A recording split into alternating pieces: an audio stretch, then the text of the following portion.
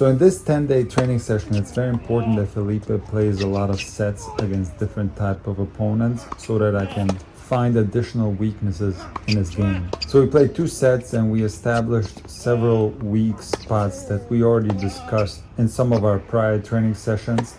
The first serve and especially the second serve is a big weakness. Felipe had way too many double faults. It is a technical mistake. He keeps over hitting the second serve. When he misses it, it usually goes long. And while the first serve is improving, it is going to take some time for the improvements to show up in the matches. Having said that, Felipe did serve a lot better in the second match compared to the first match regarding his first serve. The forehand has improved already, but it is still not consistent enough, and there are many circumstances where Felipe leaves the ball too high and too short in the court and he pays the price for it. But the biggest takeaway from the second match and the biggest weakness by far was the second serve. There was way too many double faults. So in our next training session, we heavily focused on improving the second serve. So Felipe, I studied your serve in our match, and you did the correction that we talked about. Yeah? Yes, but not on every serve. Still, this was there every now and then, but on many other serves it wasn't. It was already corrected. Some serves like this, but not all. Most were not. Oh, yes? Yes, most were not. And I noticed that you have less of a tendency to do it on the deuce side and more of a tendency to do it on the ad side. Okay. Yeah, but generally it was less of that. So Okay. already was fixed.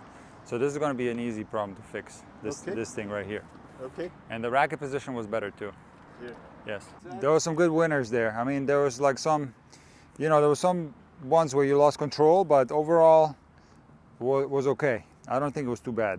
I think you're right. I think you had a lot of trouble with the speed of the court because I think you were overwhelmed with the pace of some of my shots, especially some of my fast returns. You were simply kind of late on the ball. You know what I mean?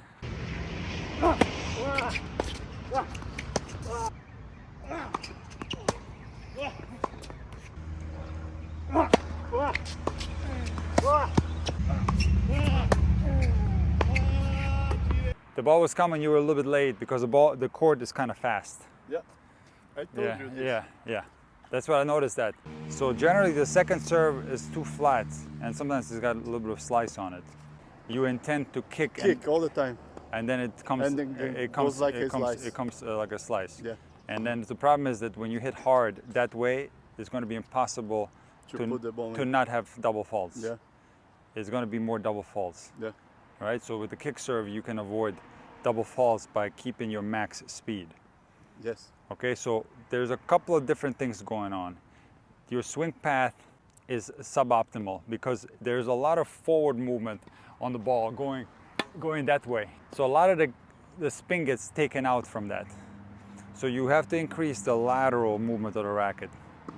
Yeah. Okay. So I'd like to do some progressions with you, okay? Okay. So I'd like you to do this. Look, you're gonna place the racket like this behind your head. You're gonna throw the ball into the string like this, Okay. okay? And now you're just gonna go this way. Okay. This is actually not what's gonna happen in reality, but we just wanna get this feeling of hitting sideways on the ball.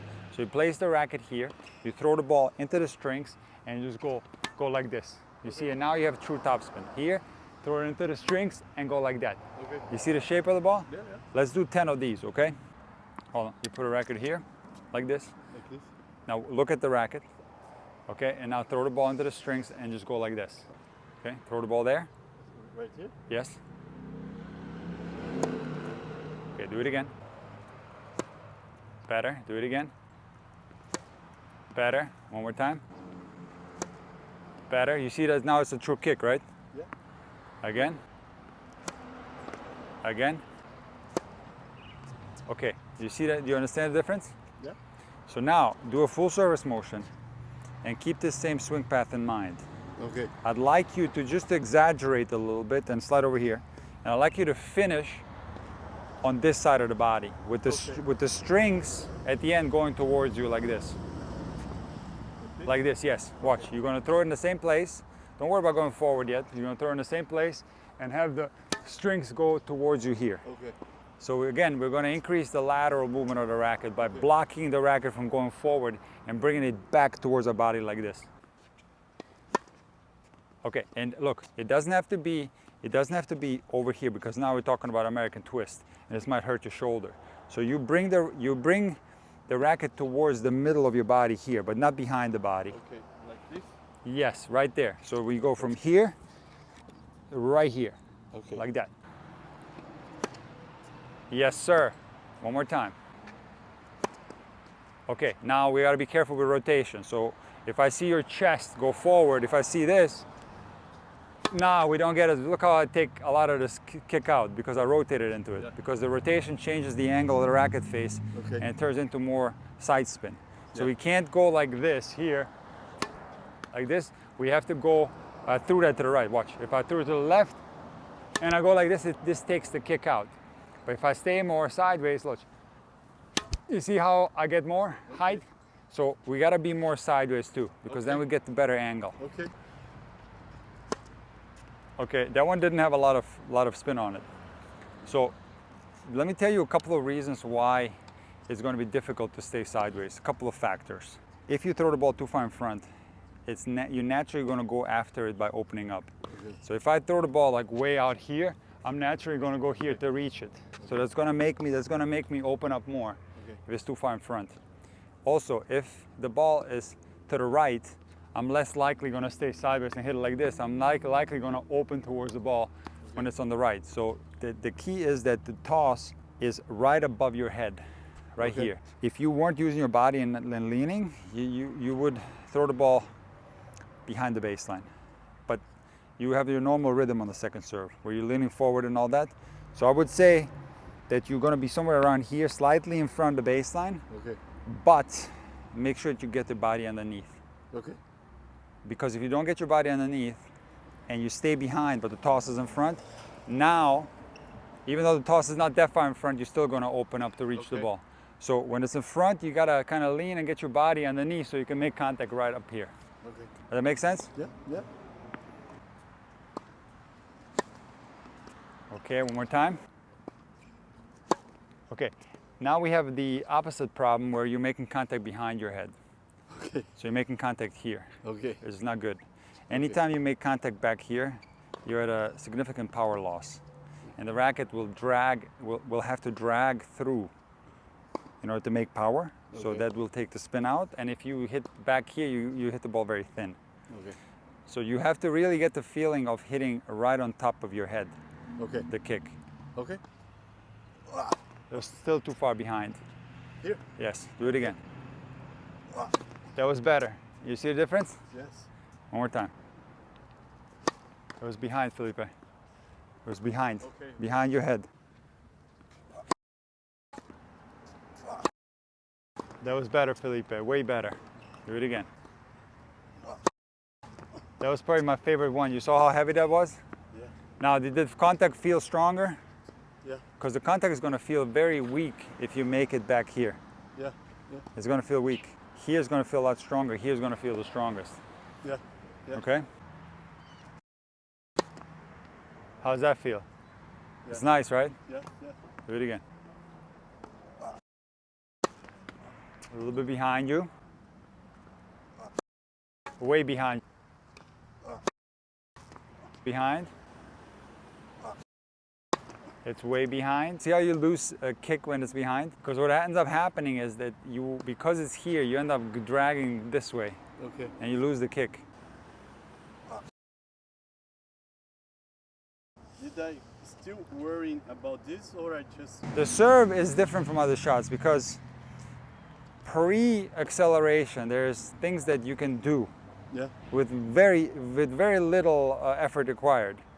Your stance, for example, it's easy every time you can get it right. Yeah. Your grip, your take up, this is something that you can get right every single time. Yeah. So this part is something maybe that's independent from anything else that can be done every single time. Yes. That. Do you understand what I'm saying? Or I- maybe starting the serve like this, or stuff like this is like pre the actual serve.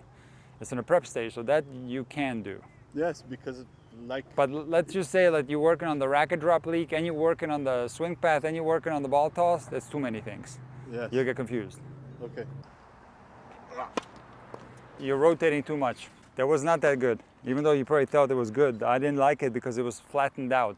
So sometimes it can be confusing because some flat serves will also exit towards the right. Okay. Especially since you're standing pretty far away from Yeah, the middle. yeah. Right? So naturally the trajectory is this Yeah, way. yeah. So that serve actually had very little spin on it, even though it kind of went like this. Okay. Too far behind you, Felipe. Okay, it's not bad, but we can do better. Come again. Again. Stay a little more sideways. Force yourself sideways longer. That was better. Maybe the best one so far. Do it again. Okay, very lively. All right, now let's try from the deuce side, okay? Okay. You have to look at the ball, and then what's going to happen as you get closer to contact, you're going to lose sight of it. But you want to look at it as long as you possibly can. So you don't want to ever serve blindly. Throw the ball back here and not see it, because you're going to start framing, okay? So watch. You look at the ball as long as you can, and then naturally, you right around the contact, you lose sight of it, and the head kind of straightens out. Because you can't make contact like this. Okay. See? It'll be off balance. Okay. But you do want to look as long as you can and watch the ball. Track it. Like that, okay?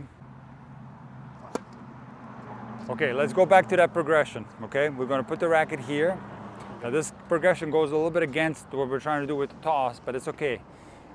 Because it does train you to get away from a swing path that's more too forward, okay? So we're going to put the racket here, and we're going to throw the ball into the racket, and we're going to go laterally across like this. One more time. Here. You see you get through kick now. Watch again. This. You see this? Okay. And you just notice how the strings are going to my body at the end. For any of you wondering why I'm having Felipe start with the racket way behind his head and throw the ball into the racket in this progression, when earlier I told him that it's completely wrong to make contact way behind the head on the kick serve. The big difference here is that on a stationary serve, when we're practicing the swing path, we don't get the cartwheel effect, we don't get forward momentum, and the biomechanics are therefore completely different. On a full body serve with forward momentum and with a cartwheel, when contact is established way behind the head, it is occurring at a very disadvantageous angle, far outside the body's core, resulting in a big power loss. In addition to that, players will also find it more difficult to create a lateral swing path because the racket will have a tendency to drag forward through the contact because the contact is taking place in such a weak location outside of the body's core. This results in a decrease in spin, power, and could have potential for injury. However, in this progression, we're in a stationary position with the shoulders completely level, and it is very useful for the students to get a feeling of a lateral swing path and a toss that's happening further behind compared to the flat and a slice serve. And throwing the ball way behind the head on a stationary serve will feel very natural and easy, while making contact way behind the head on a full body serve will feel extremely uncomfortable and might be a possible cause of injuries due to the contact occurring behind the body while the body is moving forward. In other words, the entire system is moving forward and the arm is left behind in a very weak position. Watch it go, and don't serve blindly. If you serve blindly, you're likely going to come this way with the racket. Watch me. I'm going to look at the string here. Look, I'm going to look at it. I'm going to look at the ball go into the string. Watch. Like that. Watch again. I'm going to go here. I'm going to look at the ball as long as possible. Watch again. There. You're more like going here, and you're going to look forward, and then automatically it turns more into a forward stroke like this. Okay. This, right here. You know, in my forehand, I lose the ball a lot of time Okay? when I hit forehand. When? When the ball is near. You frame it? I can't see the You ball. can see you have Even if I thought that was because I make the wrong movements and I lose the ball. It's not like here. I can miss, but I see what I am doing. Here sometimes I didn't see. You frame the ball a lot or no? Yes, frame. Okay, I didn't notice a lot of framing. I didn't. Yeah. But Okay. even it's crazy because sometimes I lose the ball like this. Not in training. In practice I can't see, but if I go high intense, I lose the ball. I'll be honest with you, like if you actually lose the ball for real, you can make contact. So if you literally lose the ball, you won't be able to make contact. You'll miss the ball.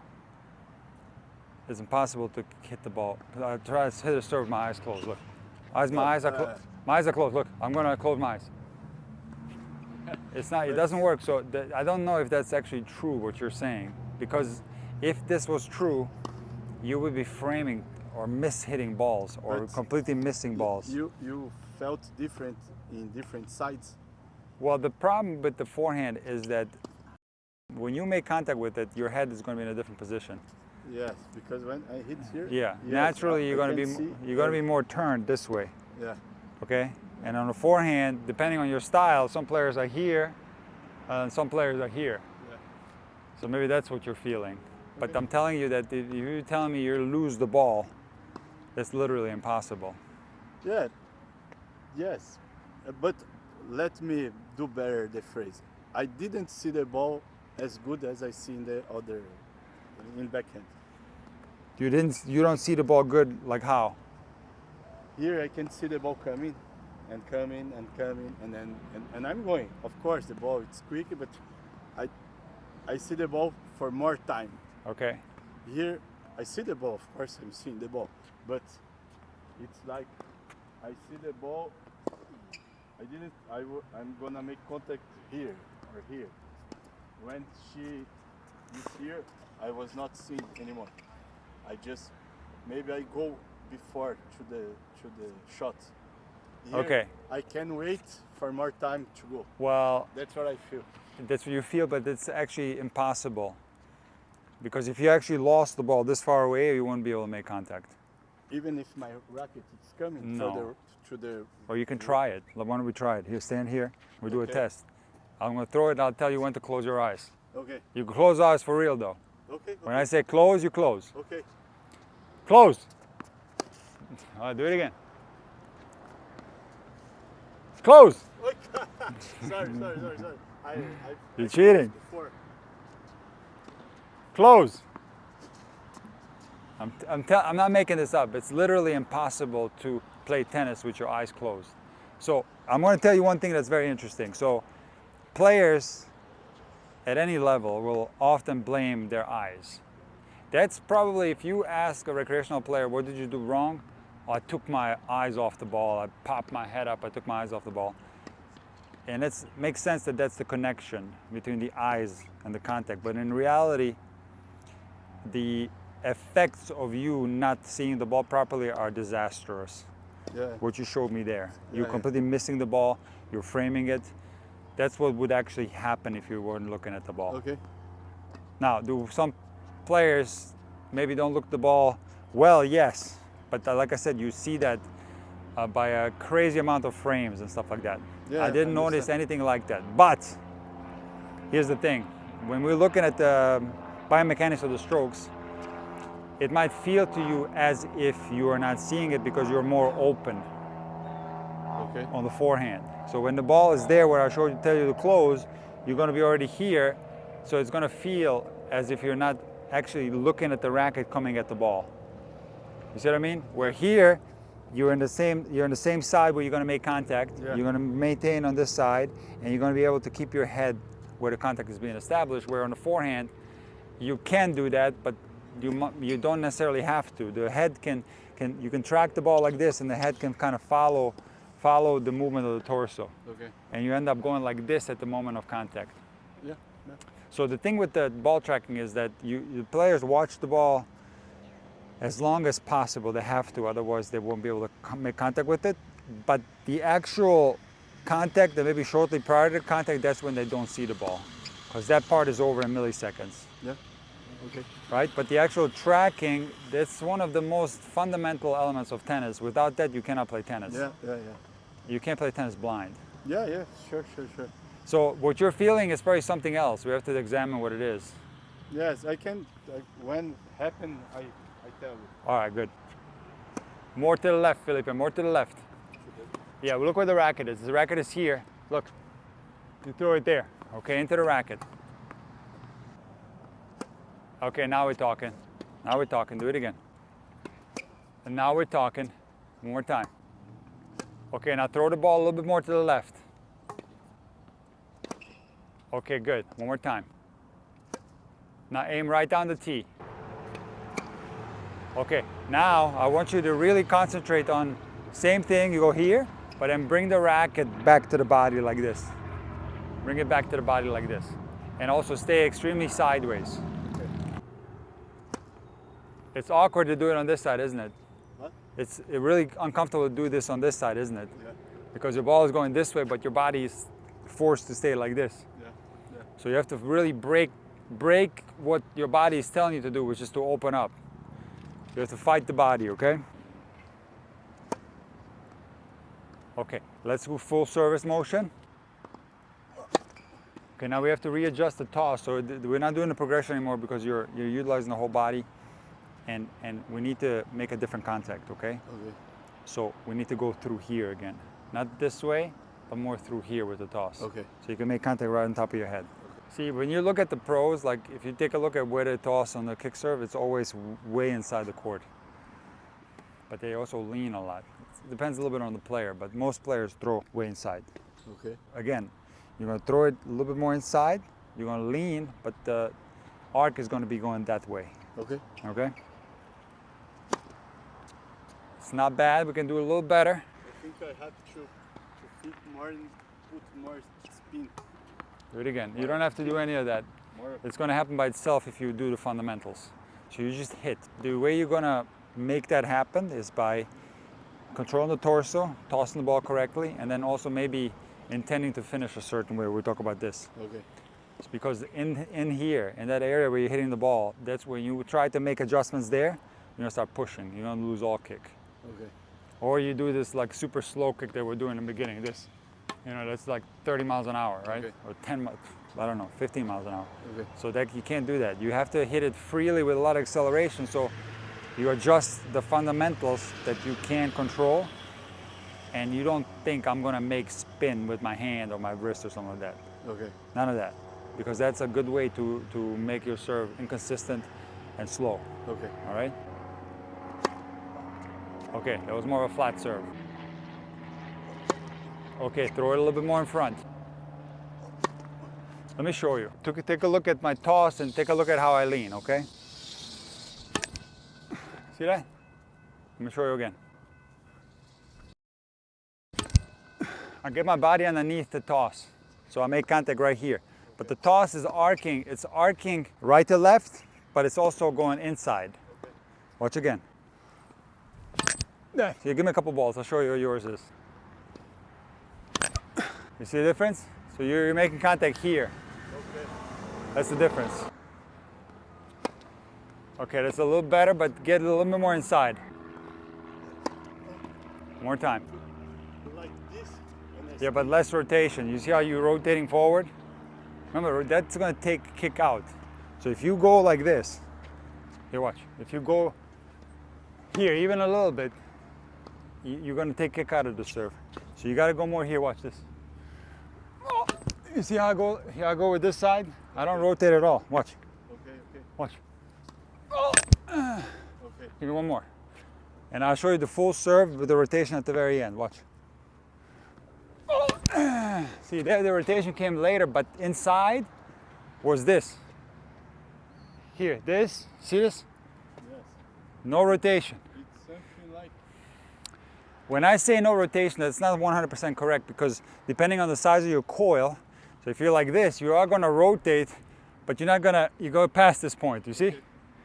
Why do we need to do it this way? Because naturally, if the toss is this way, we're gonna get a sharp angle of the racket face naturally. Okay. That's why we have to do this. Yeah. Okay, it's not bad, a little bit more sideways. Come on, stay with it, stay. That was the best one so far. Do it again. If it feels uncomfortable afterwards, it's okay. Better. Do it again. All right, that was nice. And the final piece to the puzzle, let's accentuate this right here. Okay. Throw the ball a little too far in front there. Do it again. It wasn't high enough either.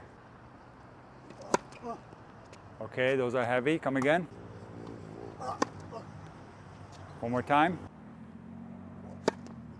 Too much rotation. See, one thing that I tell people is like, yes, you are going to open up even when you don't rotate, but it's going to be very difficult to time when to start opening up. So what I tell people is like, as a progression, don't rotate at all. Like, don't open up at all. Just land like this. It's going to feel weird, but just land sideways. Yes, that was when I hit the barrier once.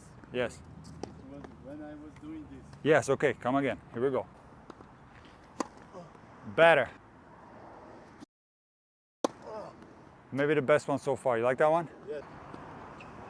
I don't like it. A little bit more in front. Throw it in front of the court a little bit more. And get your body underneath. Maybe the best one so far. I like that one, even though you missed it. Do it again. It's okay. Throw it in front a little more. It's okay, Felipe. Come again. You're going to get it, man. Felipe, what do you think, man? Yes, this kick. It's starting to look more like a true kick serve. Yeah. Too far behind you. So one of the things that happen when you make contact too far back on a kick is you start missing long. Yeah. Because the true depth of a kick serve, if it's struck fundamentally sound, it can't be close to the line. It just can't. It has to be shorter. Okay, that was better. And now match point, Felipe. All or nothing, okay? Okay. I like it, Felipe. That's better. All right, that wasn't actually too bad. You made contact a little too far back. All right, match point right here. Very important ball. All or nothing. Okay. Okay? If you miss this, Brazil doesn't qualify for the World Cup. Oh, I will serve from All the. right, here we go. Underhand? Can I Here we serve go. like this? No, it gotta be kick. Here we go. Oh! That was not bad. Come again. That was better. And one more. Better. One more time. It's all you, my friend. Here we go now.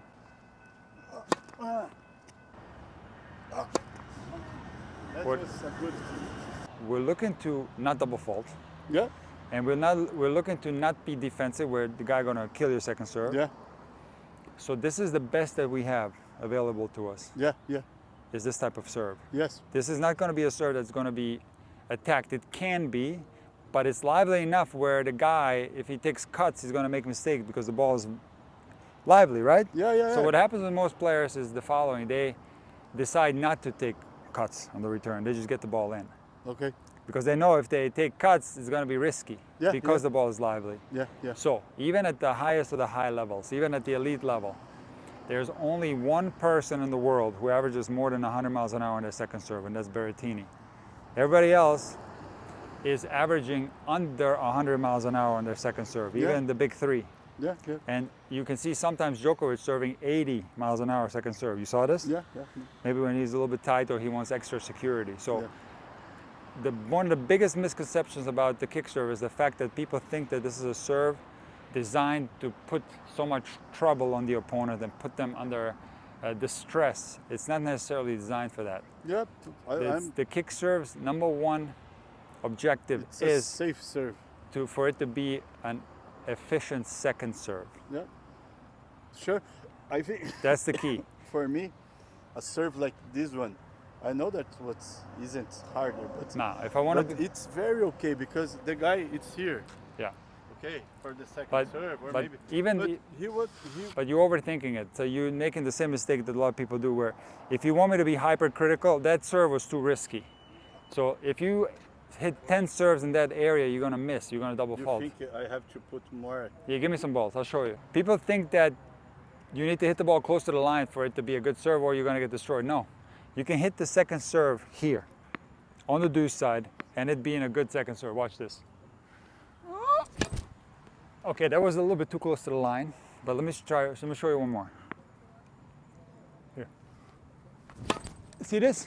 So that is a fantastic second serve. Yeah. So if you put this box, and the pickleball line's kind of ruin it, but if you put this box in half, this is the middle point, okay? Yep. Right? Yep. So you go anywhere from the middle point to this point right here. That's a good area. Yeah. It's a good area for the kick serve. Perfect. So if you're in the middle, the guy might run around. It's okay. He might even try to run around here, but you don't worry about that, because why? If he runs around on this, it's going to be a very tough return to hit. Yeah, now, yeah, there's going yeah. to be at times when a guy going to take a blast Yes, and he's going to beat you, but that's okay. and if that's the case, now you want to maybe you want to get it closer to the line because the guy is such an incredible returner. Fine. So, okay. But generally speaking, that's if you can do the serve, it's perfect. generally speaking Yes, I that's agree. that is an adequate location.